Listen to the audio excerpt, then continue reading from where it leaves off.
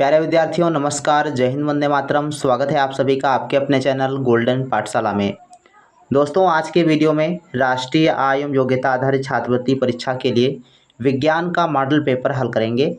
यदि आप चैनल पर नए हों तो चैनल को सब्सक्राइब कर लीजिए और वीडियो को अपने दोस्तों के साथ शेयर कर दीजिए।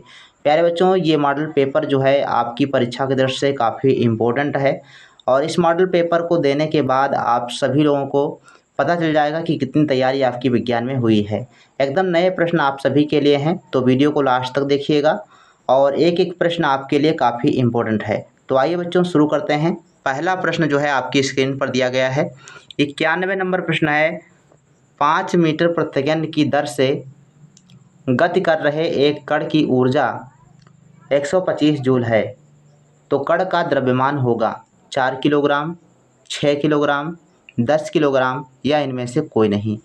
तो आइए देखते हैं इस क्वेश्चन को कैसे सॉल्व किया जाएगा। बहुत ही आसान प्रश्न बच्चों है। यहाँ पर दिया गया है 5 मीटर प्रति सेकंड की दर से गति कर रहे कण की ऊर्जा 125 जूल है। तो कण जो है वो गतिमान है और गतिमान की दिशा में गतिज ऊर्जा होगी। तो गतिज ऊर्जा का फार्मूला आपको लगाना है। गतिज ऊर्जा का फार्मूला होता है K बराबर 1/2 mv²। mv² होता है।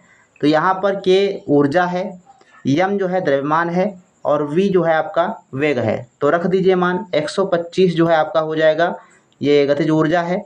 1/2 आपका हो जाएगा और m को m लिखा रहने दो। v बराबर जो है 5 दिया गया, तो v² है तो 5 × 5 कर दीजिए, क्योंकि 2 बार लिखना है गुणा के रूप में, स्क्वायर लगा है इसलिए। अब यहाँ पर आपको मान निकालना है। तो आइए देखते हैं कैसे इसको हल करेंगे आप। यहाँ पर क्या करना है, 5 का गुणा 5 से कर दीजिए, 5×5 = 25 और ये 1/2 से गुणा करेगा तो 125/2 हो जाएगा। तो ये हो जाएगा m बराबर 125 आपका इधर लिख रहा रहने दो और ये जो 2 है इधर भाग में है, दूसरी तरफ जाएगा तो गुणा में हो जाएगा। तो 125 × 2 हो जाएगा बटे ये आपका 5 × 5 यानी गुणा करेंगे तो हो जाएगा 5×25। 25 आपका गुणा में है, दूसरी तरफ आएगा तो भाग में हो जाएगा। तो यहाँ पर हो जाएगा 25 नीचे।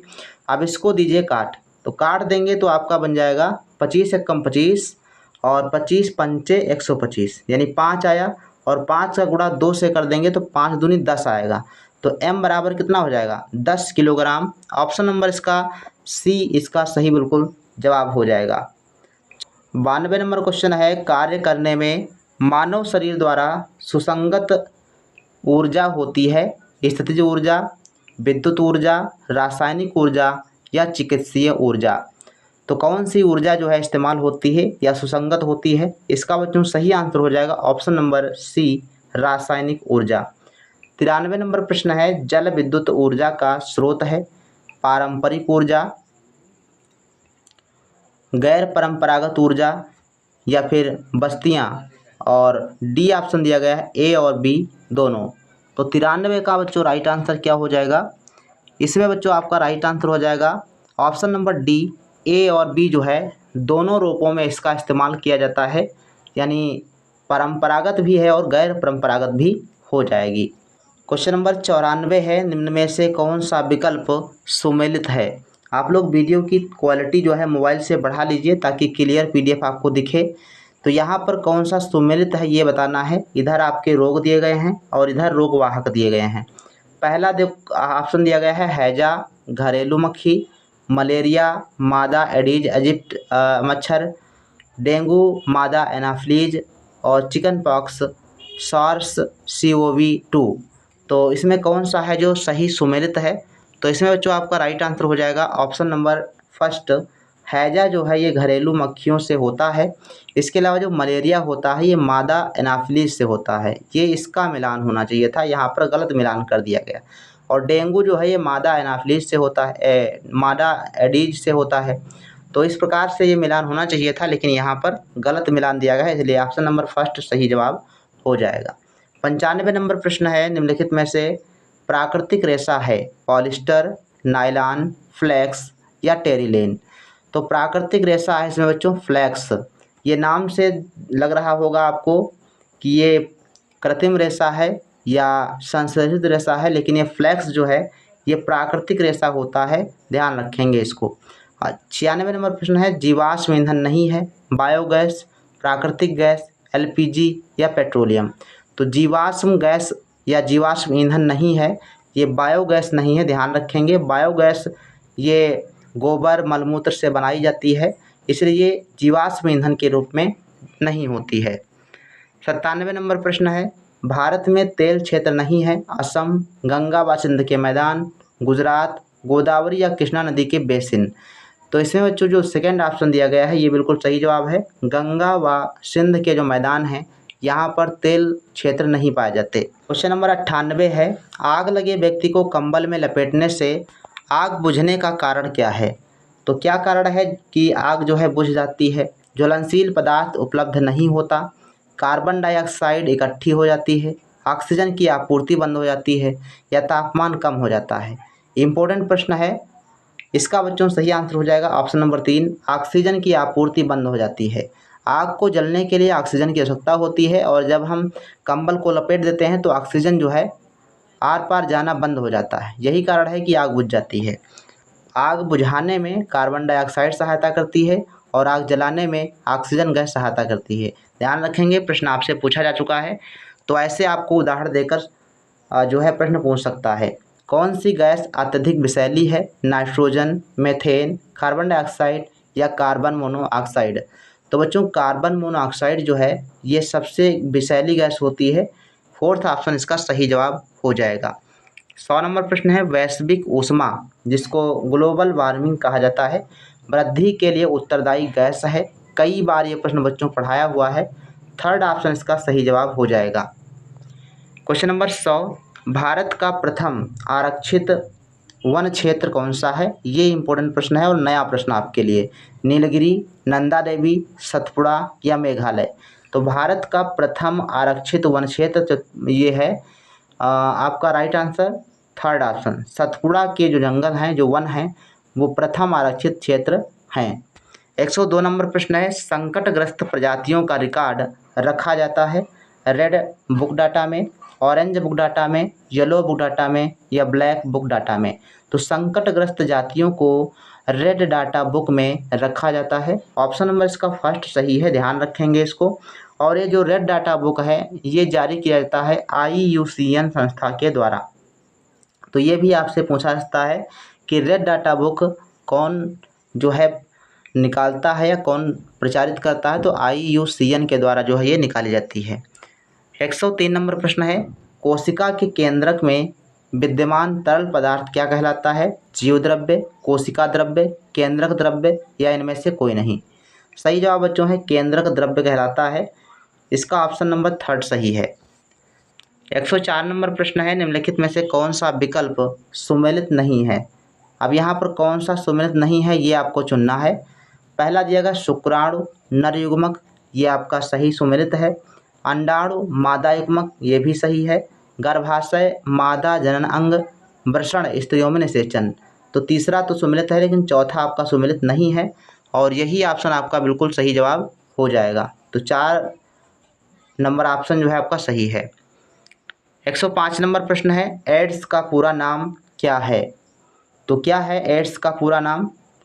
और एड्स जो है HIV नामक वायरस से होता है और इसका पूरा नाम बच्चों है एक्वायर्ड इम्यूनो डिफिशियंसी सिंड्रोम।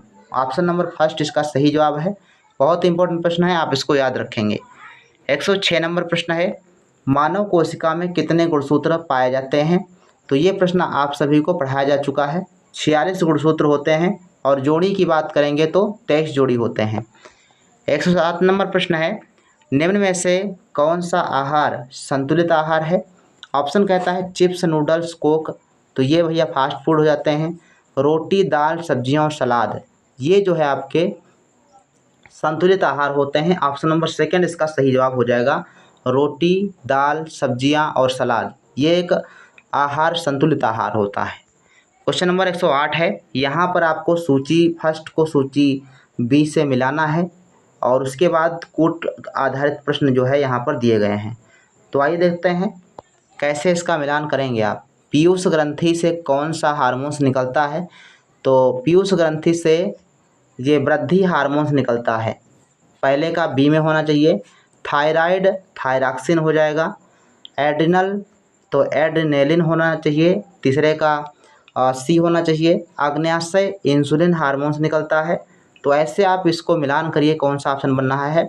तो इस हिसाब से जो बनेगा ऑप्शन नंबर बी बनेगा। जिन्होंने बी ऑप्शन दिया है उनका सही जवाब हो जाएगा। प्रश्न नंबर 9 है, बल है, बल वस्तु की आकृति बदल सकता है, बल वस्तु की गति बदल सकता है, बल वस्तु की दिशा बदल सकता है और ये सभी। तो बल जो होता है वो ये सभी कार्य कर सकता है। ऑप्शन नंबर डी सही है। 110 नंबर प्रश्न, घर्षण के बारे में निम्नलिखित में से कौन सा कथन सही है। बहुत ही ध्यानपूर्वक पढ़िए इसको। घर्षण के बारे में कौन सा कथन सही है, 3 गलत हैं यहाँ, ध्यान रखेंगे। घर्षण से ऊष्मा उत्पन्न होती है, तो ये कथन सही लग रहा है। आगे देख लेते हैं। घर्षण पृष्ठों के चिपकने पर निर्भर करता है। कैरम बोर्ड पर पाउडर छिड़कने से घर्षण कम हो जाता है। ये सभी कथन सही हैं। तो तीनों कथन सही हैं। ऑप्शन नंबर इसका 4th ऑप्शन सही जवाब हो जाएगा। चलिए, तीनों कथन जो है सही दिए गए हैं।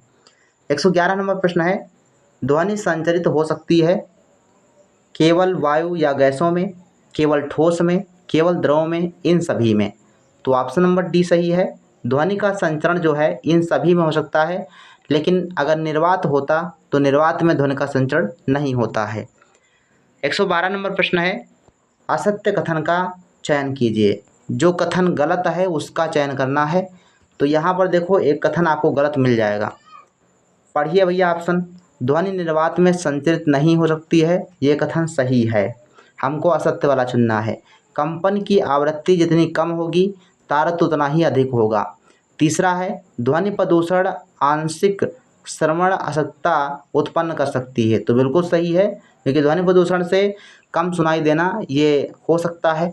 मानव कानों के लिए श्रव्यता का परास 20 हर्ट्ज से 20,000 हर्ट्ज होता है। तो ये 2 कथन जो दिए गए हैं 1, 3 और 4 ये सही कथन है। तो दूसरा वाला जो कथन होगा ये गलत हो जाएगा, असत्य हो जाएगा, और यही ऑप्शन आपका बिल्कुल सही जवाब हो जाएगा, दूसरा वाला। क्वेश्चन नंबर 13 है, विद्युत का चालक नहीं है। मानव शरीर, चांदी, लकड़ी, लोहा। ऑप्शन नंबर तीसरा सही है। लकड़ी जो है विद्युत का चालक नहीं है, अर्थात कुचालक है। 114 नंबर प्रश्न है, एलईडी का पूरा नाम क्या है।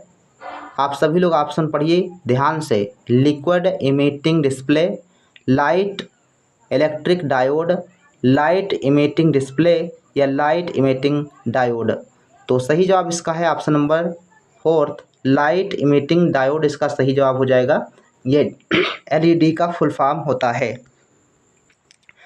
15 नंबर क्वेश्चन कहता है कि नीचे दिए गए चित्र को ध्यानपूर्वक अवलोकन कीजिए और बताइए कि यह क्या दर्शाता है। ये जो है स्टार बने हुए हैं और ये स्टार क्या दर्शाते हैं। ऑप्शन दिया गया है। सबसे उत्तर में देखो ध्रुव तारा है, ये आपका 7वां तारा यहाँ पर बना हुआ है। और ये आकृति जो है किसको प्रदर्शित कर रही है, ओरायन मंडल, ओरायन तारामंडल को, सप्तऋषि तारामंडल को, सर्प तारामंडल या फिर प्लियडेस तारामंडल। तो ये बच्चों दर्शाती है सप्तऋषि तारामंडल। Option number 2 is the right answer. 16 number प्रश्न है, निम्नलिखित में से कौन सी ग्रीन हाउस गैस नहीं है। कौन सी ग्रीन हाउस गैस नहीं है, carbon dioxide, methane, sulphur dioxide या फिर नाइट्रोजन। तो बच्चों नाइट्रोजन जो है ये आपकी ग्रीन हाउस गैस नहीं होती। 17 नंबर प्रश्न है, क्लोरोफ्लोरोकार्बन यानी CFC का दुष्प्रभाव क्या है। श्वसन संबंधित समस्या पैदा करना, ओजोन परत को नष्ट करना, अम्लीय वर्षा का होना, गले, नाक और आँखों में जलन पैदा करना। तो सही जवाब हो जाएगा ओजोन परत का क्षरण करना। CFC गैस जो क्लोरोफ्लोरोकार्बन है इससे ओजोन परत का क्षरण होता है। 118 नंबर प्रश्न है, जब प्रकाश की किरण दर्पण पर अभिलंबवत रूप में गिरती है तो आपतन कोण कितना होता है। कई बार बच्चों प्रश्न आपने ये पढ़ा होगा। सही जवाब है 0 डिग्री अंश, है ना। सही जवाब हो जाएगा 0 डिग्री। 119 नंबर प्रश्न, एकदम नया प्रश्न। नीचे दिए गए मानव नेत्र के चित्र में प्रश्न सूचक चिन्ह के स्थान पर कौन सा सही विकल्प होगा, चुनिए। अब यहाँ पर एक चित्र दिया गया है, आँख का ये है चित्र है। यहाँ पर कह रहा है कि प्रश्नवाचक चिन्ह पर कौन सा नाम होगा, रेटिना होगा, आइरिस होगा, करोइड होगा या फिर कांच द्रव्य होगा। तो यहाँ पर प्रश्नवाचक चिन्ह बच्चों नहीं दिया गया है, और ये जो रेटिना दिया गया है, ये रेटिना, इसकी जगह पर प्रश्नवाचक चिन्ह होना चाहिए था। तो इसका सही जवाब बच्चों है रेटिना। ऑप्शन नंबर फर्स्ट इसका सही जवाब है। लेकिन अब यहाँ पर कोई क्वेश्चन मार्क तो दिया नहीं गया था, इसलिए ये तो क्वेश्चन मार्क ही नहीं था इसमें। तो हम कह सकते हैं आप इसको अच्छे से देखिए। ये है नेत्र। नेत्र में कौन सी जगह पर कौन सी चीज़ होती है, इसको अच्छे से पढ़ लीजिए। जैसे ये आपका पुतली होती है, ये आपका पुतली है। यहाँ पर ये कॉर्निया है, आगे वाला भाग। आइरिस देख लीजिए, ये आइरिस आपका है। और जलीय द्रव्य या नेत्रोद, इसमें जो भरा हुआ द्रव होता है उसको जलीय द्रव्य कहा जाता है। सबसे पीछे आ जाओ तो ये वाली जो रेखा होती है ये आपकी रेटिना होती है, जिस पर प्रतिबिंब बनता है। इसके अलावा ये प्रकाश स्नायु होती है, ये नेत्रक गोलक दिया गया है, ये जो बाहर का क्षेत्र आपका होता है। तो ऐसे आप इसको जो स्ट्रक्चर है इसको याद रखेंगे। 120 नंबर प्रश्न है, मुर्रा, मेहसाना, सुखी, जीली किस पशु की नस्ल हैं? हाल ही में हमने वीडियो जो बनाया है उसमें इसको पढ़ाया था। ऑप्शन नंबर इसका 4 सही हो जाएगा। भैंस की ये प्रजातियां होती हैं। 121 नंबर प्रश्न है, निम्न में से कौन सा कोशिकांग पादप कोशिका में ही पाया जाता है, जंतु कोशिका में नहीं? यानी कोशिका का अंग ऐसा अंग जो केवल पादप कोशिका में पाया जाता है, जंतु कोशिका में नहीं पाया जाता। तो पादप कोशिका में केवल जो आपका हरित लवक होता है ये जो है पाया जाता है, और हरित लवक जंतु कोशिका में नहीं पाए जाते। 122 नंबर प्रश्न कहता है कि गेहूं का काला कीट नामक रोग किस सूक्ष्मजीव द्वारा होता है? तो इसका बच्चों सही आंसर है ऑप्शन नंबर फर्स्ट, पक्सिनिया कवक द्वारा होता है। 123 नंबर प्रश्न है, विषाणु की खोज किसने की थी? रॉबर्ट हुक, इन्होंने कोशिका की खोज की थी। एंटोनी वान लीवेनहॉक, दामित्री इवानोवास्की, अलेक्जेंडर फ्लेमिंग। तो इसका बच्चों सही आंसर है ऑप्शन नंबर 3, दामित्री इवानोवास्की ने जो है विषाणु की खोज की थी। 24 नंबर प्रश्न है, लैन का पूरा नाम बताइए। तो इसका पूरा नाम हमने आपको बताया है एक वीडियो में। अगर आपने सारे वीडियो देखे हैं तो आपको इसका आंसर आता होगा। इसका होता है बच्चों local area network. Local area network. इसके अलावा एक और नेटवर्क होता है जिसको वैन कहा जाता है, VAN, वाइड एरिया नेटवर्क होता है। क्वेश्चन नंबर 125 दिया गया है, WWW का पूरा नाम है। तो इसका नाम तो आप सभी को पता होगा, world wide web. Second option इसका सही जवाब हो जाएगा। तो ये बच्चों रहे 35 प्रश्न विज्ञान से। और इस मॉडल पेपर में आपके कितने क्वेश्चन सही हुए हैं कमेंट सेक्शन में जरूर लिखिएगा। मिलते हैं फिर नेक्स्ट वीडियो में, तब तक के लिए धन्यवाद। जय हिंद, वंदे मातरम।